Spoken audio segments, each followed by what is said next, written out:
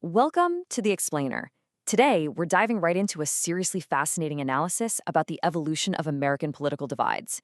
We're going to impartially unpack exactly how this source connects some of today's most hotly debated topics, and it does it all through one single philosophical lens. It's a really interesting framework, so let's get into it. Here's a quick look at where we're headed. We'll start with the evolution of the left, then move into academics versus the real world. From there, we'll look at Clarence Thomas's core worldview, the pressures shaping Donald Trump, and finally, Trump's mindset and resilience. All right, Section 1, Evolution of the Left. So the analysis starts by contrasting two totally different eras of left-wing political movements. Think back to what the source calls the hard left of the 1960s and 70s. We're talking about a time when there were roughly 2,500 bombings in the U.S., massive protests at the Pentagon, groups like the Black Panthers. The source actually calls these folks serious revolutionaries. They were dangerous, sure, but they were actively trying to physically overthrow the system. But then, compare that to the modern, or third-generation left. The speaker argues this modern iteration basically abandoned that physical revolutionary stance. Instead, it metastasized within universities. And the result? A culture that the analysis claims is just completely disconnected from practical, on-the-ground reality. To really show this disconnect, the speaker points to how modern politicians, specifically calling out Alexandria Ocasio-Cortez, frame history. There's this modern critique that the American Revolution was just the wealthy class protecting their own wallets, right? Well, according to the source, this completely ignores historical reality. The framework here argues that, yes, figures like Washington and Jefferson were absolutely the moneyed class, but they were rising up against the British for their very security. And they literally wrote the Constitution to lock down property rights against chaotic, anti-property rebellions like Shays' Rebellion. So the speaker uses this to argue that modern political framing often just totally ignores these foundational, real-world historical realities. Moving on to Section 2, Academics versus the Real World. Now, this specific dichotomy is absolutely crucial. It's the foundation for the rest of the explainer. To highlight this divide, the source tells this amazing story about a women's studies professor from Montana. She's deeply steeped in the academic world, and she is genuinely shocked to find out that chickens on a farm don't just come pre-wrapped in plastic. Like, you actually have to feed them and build fences to keep them safe.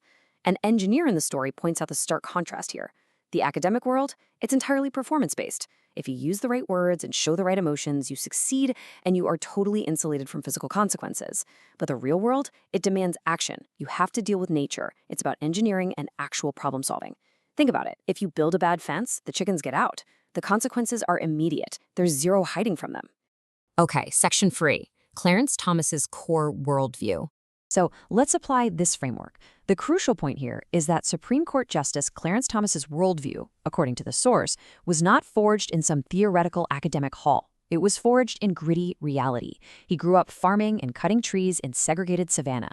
The speaker notes that this intense manual labor, paired with a deep constitutional belief that all men are endowed by their creator with equal rights, fundamentally shaped who he is.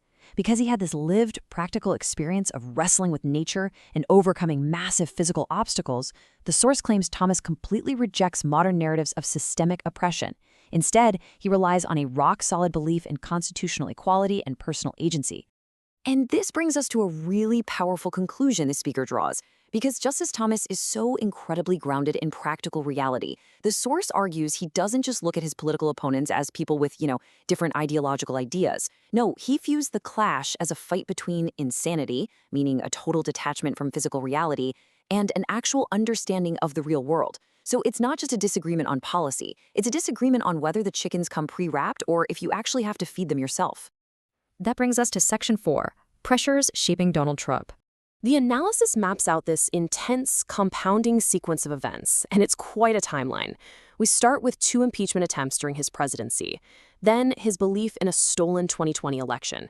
Following that, 4 separate legal attempts at imprisonment, all culminating in 2 assassination attempts in 2024. The speaker pauses here to ask a really profound analytical question. Would Donald Trump be the exact same political figure today without this sequence? The source suggests absolutely not.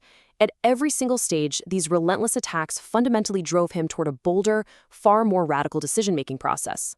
The speaker argues that this specific timeline is exactly what pushed Trump to adopt a root and branch strategy, meaning he's aiming to completely tear out the opposition by the roots, rather than trying to compromise with them.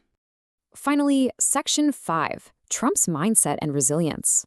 To explain the kind of resilience it takes to weather all that, the speaker drops a really striking anecdote. Apparently, while walking in Las Vegas, Trump casually mentioned he could estimate the total amount of concrete needed for a massive building they were looking at to within 1%. 1%. And the speaker realized he wasn't bluffing. This is meant to show a highly practical, granular, real-world understanding of his industry. He's not just a theorist sitting in a boardroom. He actually understands the physical materials and the hard math behind the construction. And this perfectly sets up the speaker's comparison between Trump and the CEO of Southwire, a major wire manufacturing company. The speaker tells this great story about asking the Southwire founder the secret to his success.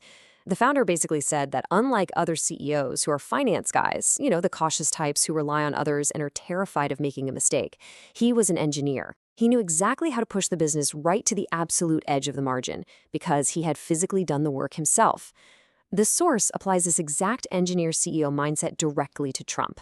Because he's managed the concrete, built the buildings, and solved the physical problems, he knows exactly how far he can push the limits safely. And that makes him incredibly resistant to external pressures that would completely crush a more cautious, theory-based leader. To further prove this psychological resilience, the speaker brings up the opening of Trump's book, The Art of the Comeback. Just consider this crazy list of crises happening all at once. Step 1. Facing $600 million in bank debt. Step 2, hemorrhaging money on properties. Step 3, navigating global economic instability. And Step 4, getting a phone call that his wife is filing for divorce. The source points out that for most people, this is it. This is the exact moment you break or fall into a deep depression. But Trump's response? Step 5, immediately pivot to methodical problem solving and plan a comeback. It is literally an engineering approach to a massive personal and financial collapse. The source concludes that instead of breaking under that kind of monumental pressure, Trump just operates differently. He stays unintimidated and unflustered. When he's faced with attacks, he retreats, famously using the golf course not just to relax, but as a space to think strategically. The speaker argues that because his mind is so deeply rooted in that practical, problem-solving engineer framework, he walks off the golf course with these unconventional solutions that his purely political or academic opponents just simply cannot anticipate or counter. As we wrap up this explainer, it leaves us pondering one central huge question. Does relentless political and legal pressure inevitably break a leader, or does it forge an entirely new type of political force? Through the lens of this source material, we've seen an argument that pits the theoretical academic world right against harsh practical realities. And we've seen how a lifetime of real-world, granular problem-solving might not just protect a leader from unprecedented pressure, but actually forge them into an entirely new, deeply unpredictable political force. So what do you think?